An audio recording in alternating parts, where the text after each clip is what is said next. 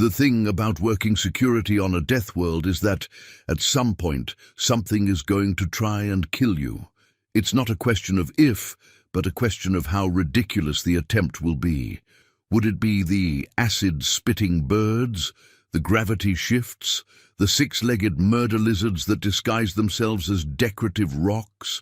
In this case, it was a 7-foot-tall, exoskeleton-clad nightmare with too many mandibles and a sword that looked more like an agricultural mistake. It swung wildly at the group of humans, roaring in a way that suggested it had a lot of opinions about their presence.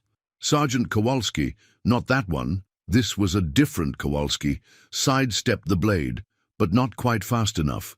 The tip grazed his side, slicing through armor, uniform, and several layers of epidermis with an efficiency that would have made any self-respecting combat surgeon nod in appreciation. Kowalski looked down at the wound. Blood was definitely coming out. He pressed a hand to his side, and then, with all the concern of a man inspecting a minor dent on a rental car, muttered, "Eh, just a scratch." This was, in every conceivable way, the wrong thing to say in front of their alien allies. "Scratch!" shrieked Ukits, their external liaison, his 6 eyes dilating so fast it looked like he'd just been informed his entire species was now legally classified as a type of endangered houseplant. "That is not a scratch. That is an exsanguination initiation event." Kowalski glanced at his side again. "I mean, I've had worse." Ukits emitted a high-pitched whine that was probably the external equivalent of having a full-blown existential crisis. Meanwhile, the exoskeleton-wearing nightmare was still there, apparently also confused about why its target was not, in fact, dying. It shifted awkwardly, waiting to see if perhaps Kowalski would have the courtesy to collapse like a proper organic being. He did not. Instead, Private Baxter, who was significantly less concerned about interspecies diplomatic relations, pulled out his rifle and shot the creature in the face. "Problem solved," he announced. "The problem is very much not solved," Ukits screamed. "Kowalski, you are leaking." Kowalski wiped his hand on his pants. "It's just blood." "It's just blood? What do you mean it's just blood?" Kowalski shrugged. "You lose a little, you make more." At this, Ukits fainted. Baxter sighed. "Welp, that's another one down. You know, at this rate, the Extral are going to start classifying humans as some kind of walking biohazard. Wouldn't be the first time," Kowalski muttered. The rest of the human team took the opportunity to secure the area while a medical drone hovered nearby, emitting a passive-aggressive beeping that suggested it was only moments away from declaring some kind of bureaucratic emergency. Ukits groggily came back to consciousness, took one look at Kowalski, who was still very much upright, and immediately started hyperventilating again. "Why are you not dead?" Kowalski sighed, realizing that this was about to turn into one of those conversations. "Look, back on Earth this is a minor inconvenience. I've had paper cuts worse than this." Ukits' entire body vibrated in pure horror. "Paper does this to you?" Baxter looked over. "Oh yeah, some paper's nasty. Ever heard of cardstock?" Ukits did not respond because he had, in fact, passed out again. "Well," Kowalski said, looking down at the unconscious alien, "I guess he doesn't need my help anymore." He slapped a field dressing on his side with all the urgency of someone applying a particularly lazy band-aid and turned to the rest of the squad. "Right, we done here?" Baxter considered the twitching form of Ukits. "Might want to call in the med team." "For me?" Kowalski scoffed. "Nah, I'm fine." Baxter sighed. "No, for him." And that was how a human not dying nearly caused a full-scale galactic emergency. The Extral medical team arrived in a full-blown panic. Kowalski was sitting on a rock, sipping a cup of what passed for coffee in this sector, looking mildly annoyed that people kept making a big deal out of absolutely nothing. His uniform was stained with blood, sure, but he was fine. The Extral did not believe this. "Place him in the preservation bubble!" One of the medics shrieked, flailing all 6 limbs in alarm. Another produced a medically concerning amount of foam from a pressurized canister and tried to encase Kowalski in it. "Hey! Hey! Stop that!" Kowalski batted the foam away. "What the hell are you doing? Preventative stabilization! I don't need stabilization!" The medics hissed in disbelief. One pulled out a scanner and waved it frantically over Kowalski. "He is losing hemofluid at an unsustainable rate." Baxter leaned over. "You mean blood?" "Yes. And what do you mean, unsustainable?" "He has already lost 12 centiliters." Kowalski blinked. "That's like half a cup?" "It is a catastrophic amount." Kowalski sighed the sigh of a man who had been through this before. "Listen," he said, rubbing his temples. "A human can lose up to a liter before we even start feeling woozy." The extral screamed. One of them immediately fainted.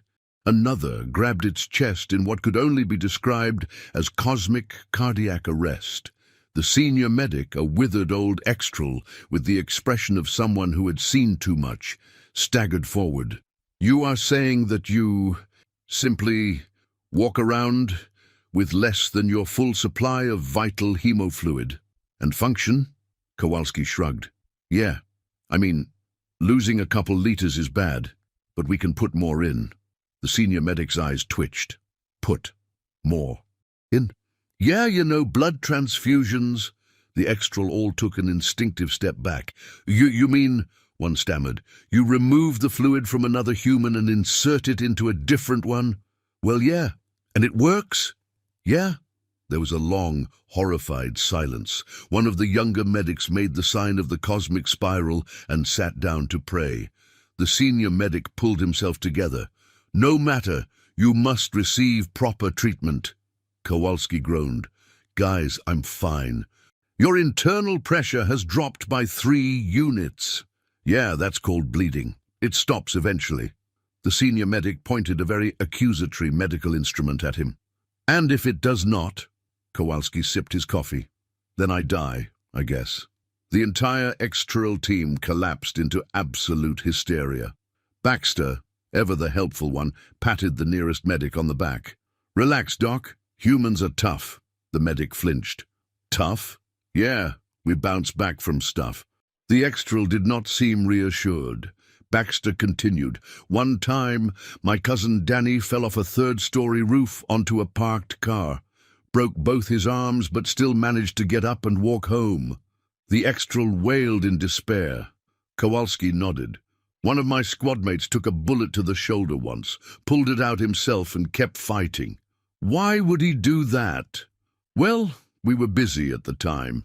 The senior medic was shaking. "Does nothing harm you?" "Oh, plenty of things do," Kowalski assured him. "We just ignore a lot of it." The senior medic sat down. His hands were trembling. His worldview was crumbling. "Take deep breaths, buddy," Baxter advised. "Might want to lie down." The senior medic nodded, wheezing. Yes, I need to..." He passed out. Kowalski watched as the remaining extral frantically tried to revive their leader. "So," he said, sipping his coffee, "am I free to go?" The extral, in their infinite and increasingly alarmed wisdom, decided that the situation had escalated beyond their ability to handle.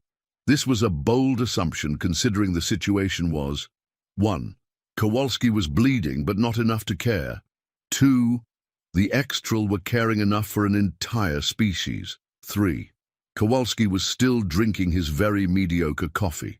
But instead of recognizing that this was not a crisis, the extral did what they always did when faced with an unthinkable medical catastrophe. They called for an emergency evac. "Evacuation ship en route!" shrieked one of the medics, slamming an unnecessary number of glowing buttons on their comms panel. "Level 7. Biological catastrophe in progress." Kowalski looked up.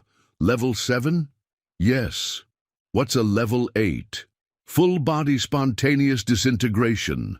Kowalski considered this. "Huh. And level 6? A deep tissue abrasion requiring more than one antiseptic application. A scraped knee? Yes, a truly gruesome fate." Kowalski sipped his coffee. "Right. Meanwhile, Private Baxter was watching the extral press buttons like their very existence depended on it. So, exactly what kind of ship are we expecting here? The Federation medical frigate Hope of All Existence is on its way. Kowalski blinked. That's a lot. Your condition is a lot, Kowalski sighed. Okay, first off, no, it isn't. Second, how long is this going to take? It will be here in 7 minutes, Baxter whistled. Fast response time. It is required for level 7 events. Still feels excessive. The extral didn't respond. They were too busy hyperventilating into medical bags. 7 minutes later, precisely 7 minutes, the sky erupted with light as a Federation medical frigate barreled into orbit at speeds that would have violated at least 17 intergalactic traffic laws. The ship's ramp slammed down. A squad of medics in full biocontainment suits charged out, moving in a coordinated panic as they carried what appeared to be an emergency cryostasis pod. "Where is the patient?" one of them shouted, eyes wide behind their protective visor. The extral pointed, trembling. He is there." The lead medic turned, expecting to see a dying man, possibly delirious, moaning in agony, slipping into unconsciousness. Instead, he saw Kowalski, who was 1. Still sitting, 2. Still drinking coffee, 3. Not even slightly dying. There was a long silence. Kowalski looked up. "Oh, hey." The lead medic took a very long breath. "You are the level 7 emergency?" Kowalski gestured vaguely to his bandaged side. "Apparently." The medic stared at the extral. "You called us for this?"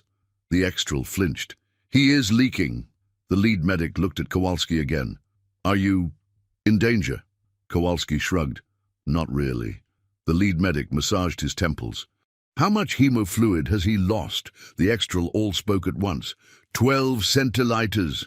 The medics looked at each other. There was an awkward pause. Baxter sighed. "It's like half a cup."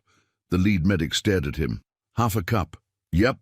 You lost half a cup of blood, and my team was forced to break multiple orbital safety laws to get here in time?" "Yep." The medic turned back to the extral, his voice dangerously calm. "Do you know how much blood a human has?" The extral hesitated. 12 centiliters? 5 liters." The extral collectively gasped. "And," the medic continued, clearly losing patience, "do you know how much blood a human can lose before it becomes a real emergency?" More silence. The medic's eye twitched. "More than a liter. In fact, we can donate an entire half-liter to someone else and still walk away just fine." The extral screamed. Kowalski raised an eyebrow. "You guys didn't know that." The extral pointed at him. "You can just remove your hemofluid and give it away." The lead medic crossed his arms. "Oh, it gets better. You know what we do when we don't have enough?" Ukits, who had just started recovering, whispered, You perish. We make more." Ukits fainted again. The lead medic watched the extral collapse into absolute despair, sighed, and turned back to Kowalski. "Well," he muttered, "since I'm already here, you want me to patch that up properly?" Kowalski thought about it. "Nah. Coffee's more important." The lead medic pinched the bridge of his nose. "I hate this job." Baxter clapped him on the shoulder. "Welcome to working with humans." The incident did not, as Kowalski had hoped, simply fade into bureaucratic obscurity. In fact, it did the exact opposite. By the time the Hope of All Existence had left orbit, carrying several extral in need of extreme emotional recuperation therapy, the reports had already started circulating. Within an hour, they had reached the Federation Health and Safety Board. Within 2, they had reached the Federation Medical Academy. Within 3, the Council itself was involved. By hour 4, the entire galactic community was in a state of unparalleled horror. "They have no survival instincts," a Zuthani scholar declared in a live emergency broadcast. "They simply allow their internal fluids to leave their bodies. They leak," a Xtar ambassador sobbed into the camera. "Casually. And then," an Uldran physician cut in, "they make more. The galaxy lost its collective mind. Entire academic conferences were cancelled so experts could gather and debate the terrifying implications. For centuries, every known species had operated under the same fundamental understanding. 1. Your insides should stay inside. 2. If they don't, you seek immediate help. 3. If you lose too much, you die. Then along came humans. Humans who ignored injuries the way one might ignore an overdue library book. Humans who could afford to give away their blood. Humans who treated blood loss the same way other species treated a mild head cold. This was, to put it mildly, galactically upsetting. In the council chambers, High Chancellor Varan of the Dorthic Confederacy attempted to restore order to what had become a full-scale diplomatic panic. "Esteemed representatives," Varan began, rubbing his temples in exhaustion, "we must maintain calm. 6%, an Ulgari economist shrieked, 6% of their total vital fluid volume gone, and he called it just a scratch. They donate it for fun, an Athan biologist wailed, like it's a party favor. They have blood banks, a Tivel historian screamed. Several diplomats fainted. Varan sighed. We have survived wars. We have survived economic collapse. We have survived the unfortunate event that was the Pan-Galactic Karaoke Summit. We will survive this. The room remained unconvinced. Chancellor, a timid voice piped up. It was Councillor Shikaka, a reptilian Skurian known for being mild-mannered and generally not prone to hysteria. Shikaka was currently shaking. "If I may," Shikaka said very carefully, "we are overlooking a deeper issue." Varan sighed. "And what exactly would that be?" Shikaka swallowed. "If humans lose their blood and keep functioning, then we must ask ourselves." The room leaned in. Shikaka's voice dropped to a whisper. "What else can they survive?" The room exploded into chaos. Someone threw a chair. Varan gave up entirely. Meanwhile, back on the actual death world in question, Kowalski was just trying to finish his coffee. Baxter, who had just received a very concerning message on his datapad, was staring at him. "So, Baxter said, apparently we've started a galactic medical crisis." Kowalski didn't even look up. "Huh, the Federation is in a panic." They might try to intervene." Kowalski took another sip. "Wouldn't be the first time." Baxter gestured wildly at him. "Do you even care?" Kowalski shrugged. "As long as it doesn't interfere with my coffee? Not really." At that precise moment, his datapad beeped. It was a priority message from the Galactic Council. Kowalski sighed. "Well, that's never a good sign." Baxter peered over his shoulder. "What's it say?" Kowalski skimmed the message. Then with mild irritation he read it aloud. "Effective immediately. Humanity is to report to the Federation Health and Safety Board for medical evaluation, observation, and potential reclassification as a Class 12 biohazard species. Failure to comply will result in diplomatic consequences." There was a pause. Baxter frowned. "What the hell is a Class 12 biohazard species?" Kowalski sighed. "No idea, but I'm pretty sure we're about to find out." Kowalski had experienced many things in his time. He had been shot at, stabbed, blown up, twice, and once had to wrestle a particularly aggressive alien octopus in what could only be described as a deeply undignified encounter. But never in all his years had he been told he was a biohazard. That was new. "So let me get this straight," Kowalski said, pinching the bridge of his nose as he sat in the Federation Health and Safety Board's very white, very sterile, and very annoying office. "You're saying that because I didn't immediately drop dead from a minor injury, humans are now what was it? Class 12 biohazard species," the lead examiner repeated, looking at him like he was some kind of walking supernova of infectious terror. Kowalski sighed. "Right. And that means—" The examiner adjusted his spectacles and consulted his notes. "A Class 12 designation applies to organisms that demonstrate a disturbing disregard for their own biological integrity." Kowalski blinked. You mean we don't die easily? You persist, the examiner corrected, voice thick with existential dread. Despite all medical logic, despite the will of nature itself, you persist. Kowalski exchanged a look with Baxter, who had, for lack of a better word, been dragged along for the ride. Isn't that a good thing? Baxter asked. Good, the examiner gasped. It is terrifying. Kowalski tilted his head. You people have nanotech that can literally regrow lost limbs. Yes, but we do not expect to lose them, Kowalski shrugged. Stuff happens. Stuff should not happen that often. Baxter leaned forward. Okay, let's cut to the chase. What exactly are you planning to do about this? The examiner visibly hesitated. Kowalski narrowed his eyes. Oh, no, no, no, no. What are you planning? The examiner sighed. As a precautionary measure, all humans in the Federation must now be monitored for health anomalies. Monitored how? The examiner cleared his throat. We will require, constant observation. Baxter blinked. You want to babysit us? Yes, for your safety. Kowalski crossed his arms. That's a bold-faced lie. The examiner hesitated. And for the safety of others. Kowalski groaned. Oh, come on. What do you think we're going to do, bleed on people? The examiner's entire face twitched. That is exactly what we are afraid of. Kowalski and Baxter stared. Baxter finally broke the silence. You think our blood is dangerous? It comes out of your body so casually.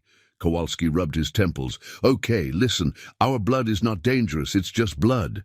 And yet it flows freely from your fragile forms like a damned river. That's just how bodies work. No, it is not.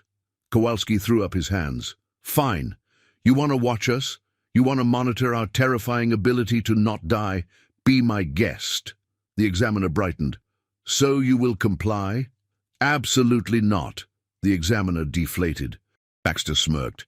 You know, for a species obsessed with medical precision, you guys really don't handle stress well. We were not prepared for this. Kowalski stood up. Look, we appreciate the concern, but we've been surviving just fine without the Federation hovering over our shoulders like an overprotective nanny. The examiner looked unconvinced. But what if you are injured again? Kowalski shrugged. Then we'll do what we always do. Which is, deal with it. The examiner paled. I need to sit down. Baxter clapped him on the back. Take deep breaths, buddy. Kowalski stretched. Right. If that's all, we'll be going. Wait! The examiner scrambled for something, anything, to stop them. I must issue a formal recommendation. Kowalski raised an eyebrow. Which is? The examiner took a deep breath. For the good of the galaxy. Kowalski waited. The examiner pointed dramatically. Stop being like this. There was a long pause. Kowalski stared at him. Yeah. Not happening? The examiner collapsed into defeat. As Kowalski and Baxter walked out, they overheard one of the assistants whispering to another. Did you see how he just stood there, despite the injury? I know. And he called it a scratch. Horrifying. Kowalski rolled his eyes. We're never going to hear the end of this, are we? Baxter grinned. Nope. The problem with the Federation, Kowalski reflected, was that it had too many committees.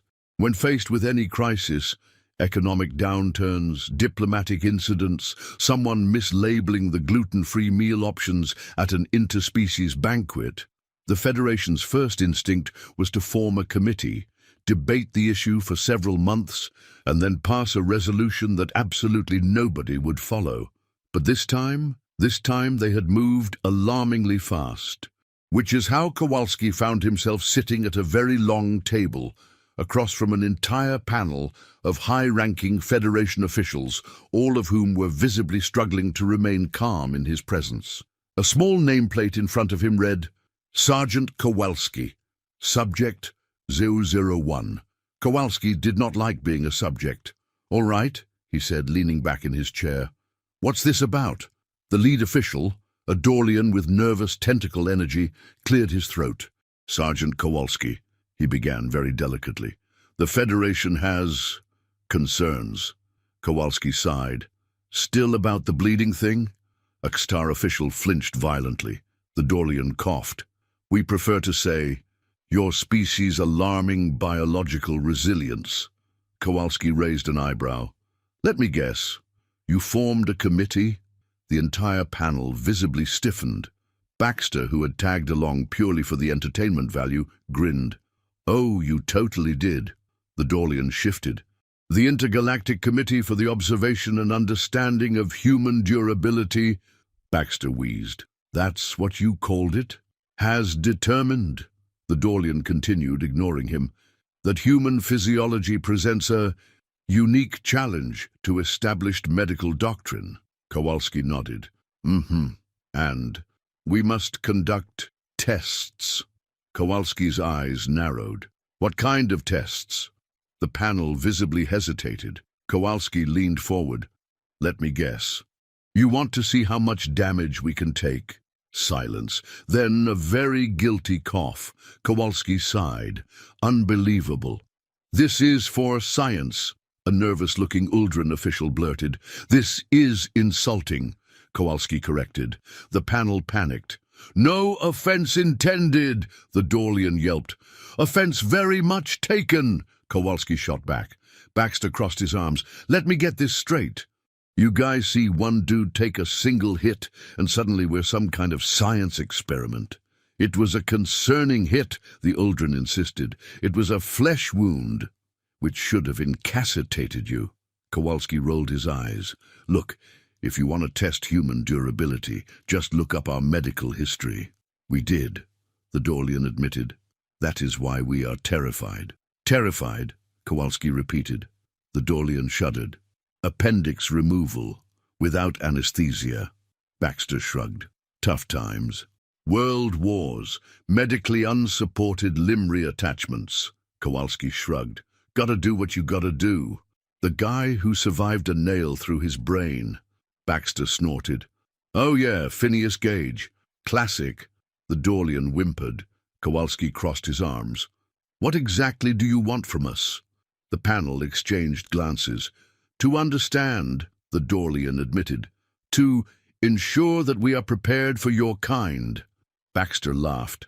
Buddy, nobody is prepared for humans. The panel visibly wilted. Kowalski sighed. Fine.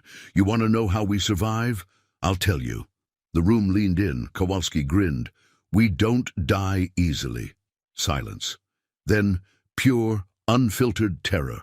One of the officials fainted. Kowalski stood up. Are we done here? The panel did not object.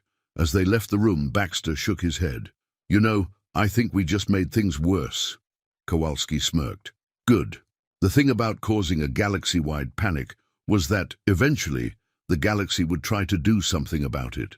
And that's how Kowalski and Baxter found themselves standing in front of a very official-looking document titled Mandatory Human Safety Protocols. Kowalski stared at it. Baxter stared at it. Neither spoke for a very long time. Finally, Kowalski cleared his throat. All right, let's see what level of stupidity we're dealing with here. He flipped to the first page. Baxter leaned in. Article 1. Humans shall not be allowed to bleed in public. Kowalski blinked. What? Baxter kept reading. Should bleeding occur, humans must immediately enter an enclosed recovery zone so as to not distress non-human observers. Kowalski snorted. So we need designated bleeding areas like smokers? Baxter grinned. Bleeding lounges with complimentary band-aids. Kowalski flipped another page. Baxter continued. Article 2. Humans must accept medical treatment when offered. Kowalski groaned. So now it's illegal to walk it off. Apparently. Kowalski flipped again. Baxter grinned wider. Article 3. Humans shall not casually discuss past injuries in the presence of non-humans. Kowalski laughed. Oh, come on. How are we supposed to make friends then? Baxter nodded. Exactly. Storytelling is a sacred human tradition. Kowalski smirked. One time I fell off a roof and a X-Troll nearby shrieked. Baxter gasped. Kowalski, you're breaking Article 3. Oh no, Kowalski deadpanned.